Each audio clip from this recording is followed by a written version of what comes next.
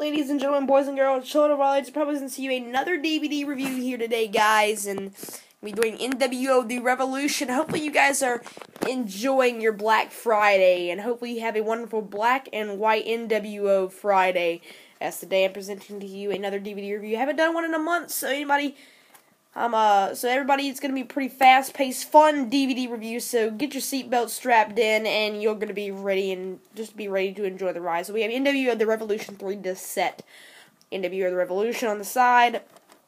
So let's go ahead and read this right there. In the 1990s, one revolutionary movement symbolized by three letters and forged by notorious rebels painted the industry black and white. This brand new, never-before-seen documentary reveals the too sweet saga of the NWO. Here for the members who were in it for life, as well as the stars who witnessed it up close and personal. From the hostile takeover of WCW to the stunning defections, internal struggles, and shocking resurgence in WWE. And the complete story of the New World Order is finally told. We have Nash, Terrace Quad, Kevin Nash, and then we have Hulk Hogan, Hollywood Hulk Hogan, and Scott Hall. And it's packed with over 6 hours of special features showcasing Hollywood Hulk Hogan, like I just said, Kevin, Terrace Quad, Nash, and Scott Hall, and the rest of the NWO, including the Outsiders Invasion of Nitro, the shocking reveal of the third member at the Bash at the Beach 1996, the NWO's WWE debut, battles for the WCW and WCW Tag Team Championships, matches featuring Sting, Macho Man Randy Savage, Roddy Piper, the Giant, Harlem Heat, and the Steiner brothers, and much more. When you open this up, this is the artwork, you can call this the New World Order of Professional Wrestling, brother. This was said at Bash at the Beach. The formation of the NWO, July 7th, 1996, Daytona Beach, Florida, in the Ocean Center.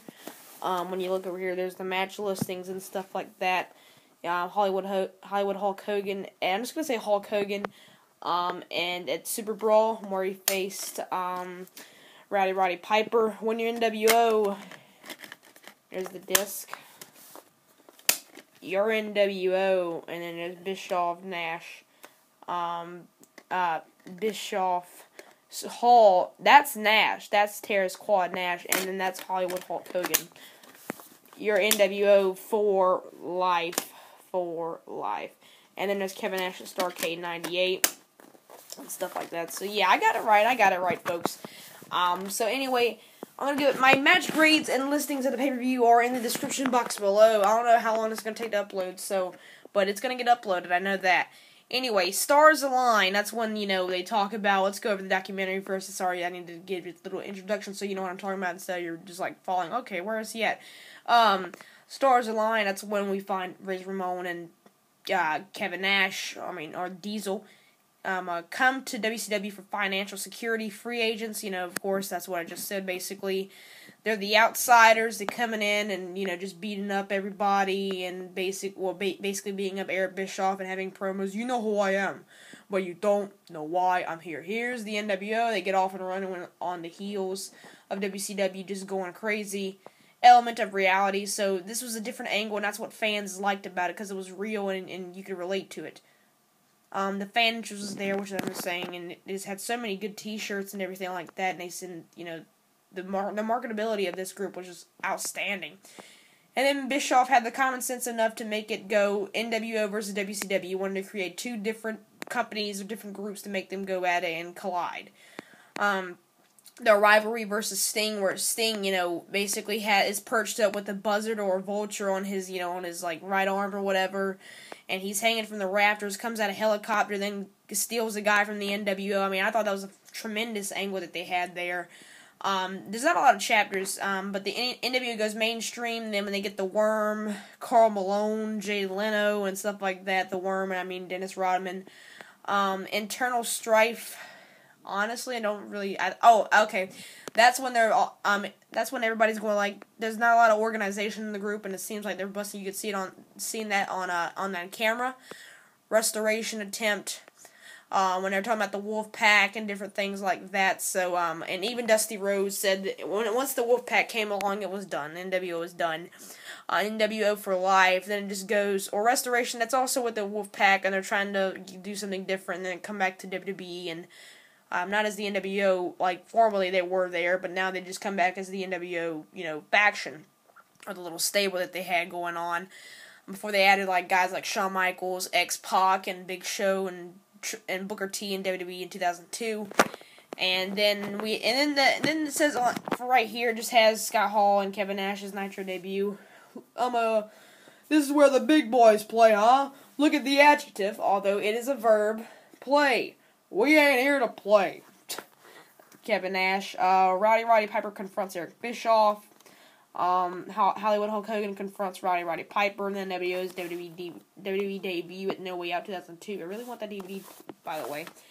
Anyway, guys, we're going to go to the matches. Bash at the Beach 96. The Outsiders versus Macho Man Randy Savage and Sting and Lex Luger. This match was okay. It wasn't the best match out there. Very slow progressing match, but the Outsiders just showed their power and dominance on all these guys here in the against the faces. Lex Luger was taken out quickly, and then when Hogan ran the ring, he gave like 20 leg drops to Savage, and then they won the match and stuff like that. So yeah, match wasn't good, but the impact that it had, it was a huge impact on the business.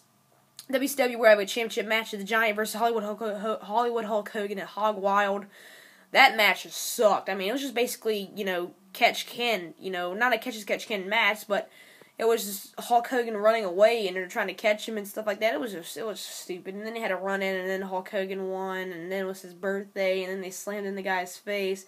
And then they spray painted the title, which is why I kind of bumped up the rating, because they spray painted the title, and that just kind of signified, and, it was then deciphered, oh, this is the NWO, and they're taking over, and then this is a month removed from the pay-per-view, and they're just getting in the run.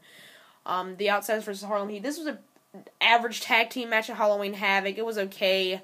So, yeah. Syxx versus the Bounty Hunter. My God, this match was just horrible. Oh Lord, that was just hard to watch myself. I don't know what to say. That match just had it looked weird, and it gave me a headache just looking at it on NWO Saturday Night. I mean, commentary from Nash and Hall was pretty good, but it was just a bad match. And then Syxx was like basically getting in, or X-Pac or Sean Waltman or 1-2-3 Kid basically got in the Cruiserweight tournament in the Open World Tag Team title match. The Outsiders versus the Steiner brothers. This is actually a pretty good average tag team match. The finishing sequence was really good in my opinion. I thought it was. So yeah. Hollywood Hulk Hogan versus Roddy Piper. That match was just awful. The finish was stupid when Randy Savage handed Hogan the brass knucks or whatever, but they restarted the match because his feet were under the ropes and stuff like that. I mean, it was so stupid. And the 1-2-3, and Hogan won the title right back. Hogan and Rodman versus Luger and the Giant. I mean, that match was just basically an arm drag match, if you can say it. I mean, the match wasn't that really good. It wasn't that entertaining as well, and stuff like that. So, yeah, about that. Now we're going to go ahead and step on to Disc 3, Las Vegas Sudden Death Match, DDP versus Macho Man Randy Savage. Basically the best match on this DVD. A fantastic match. I mean, this match was awesome. I love this match. It was a really good match. The ring psychology with DDP's ribs and stuff like that, and Savage dropping like 3 elbows, and they had interacted with the stage and different things like that. Basically, a sudden death match is, if you don't know what it is, it's not like a hardcore match. It's basically a last man standing match, and it was a really good match. Miss Elizabeth got into it, and they had a cat fight. With not wanting with on the wrestle with another girl. WCW World Heavyweight Championship match, Sting versus Hollywood Hulk Hogan. That match was just End of the match antics was like, basically, I bumped it up a little bit. It was kind of sloppy with Sting, and then everybody just, but it was okay. Next, no DQ match for the WCW World Title, Hollywood Hulk Hogan versus Randy Savage. They've had a lot better matches in WWF back in the day, but I guess you could say this is back in the day, but this match was okay, but it definitely wasn't their best. I think that their best match was probably WrestleMania 5. I believe they had a couple other matches besides the one at WrestleMania 5, but it was basically better back in '89. Match for control of the WCW World Tag Team titles, Sting versus the Giant. Very quick match, I guess you could say. I only think lasts about 4 or 5 minutes, which is actually pretty good. Very fast-paced moving match for the Giant, or the Big Show, or Paul White, or whatever you want to say. Sting, it took him 3 Sting death drops, and a couple splashes to beat the Big Show or the Giant. He locked on the Stinger, the Scorpion Deathlock, and he didn't win with that, but with the Scorpion Death Drop, he won. Hollywood Hulk Hogan, Eric Bischoff versus Jay Leno, and Diamond Dallas Page. Ooh. Oh my lord. Not available. All it is Jay Leno just prancing around the ring, and I don't even want to go into detail. War Games, that match was just, that was one of the worst War Games. That was nasty looking to watch. WCW Starrcade with the Tase incident with Goldberg, Kevin Nash. Kevin Nash ends the streak. The match was okay, but it was actually a physically demanding match where both men were, the physicality and the strength basically was kind of, so it was basically almost storytelling. A couple interference with Bam Bam Bigelow and a couple other run-ins with the NWO, but, Goldberg disposed of them until, Scott Hall came in and crashed the party. Goldberg versus Bret the Hitman Hart. Bret the Hitman Hart joins the NWO, basically, and wins the world title. And, after the match, and Jeff Jarrett and spray painting the NWO, and they're back, and the band's back together, and Nash and Hall. It was just hard to watch, but at the end, Bret Hart wins the world title. That match was just Hollywood Hulk Hogan, Kevin Nash, and Scott Hall, the original NWO versus The Rock and Stone Cold Steve Austin. This match was actually really good, and in my opinion, I think this is one of the really good matches on this DVD as well. I mean, this is right on the foothills of WrestleMania 18 in Toronto, where they had Hogan and Stone Cold and Hogan and The Rock and Hall and Austin and stuff like that, and so that was also a really good match that they had on Raw. I would give that a 3 stars, but the best match was definitely the Las Vegas Sudden Death match. So, but overall DVD, averaging it all up and stuff like that, it's a okay DVD when you think about it. The matches aren't something I would go out of my way to find or look at or whatever. Disc 3 is definitely better than Disc 2. The documentary is what it's worth, though.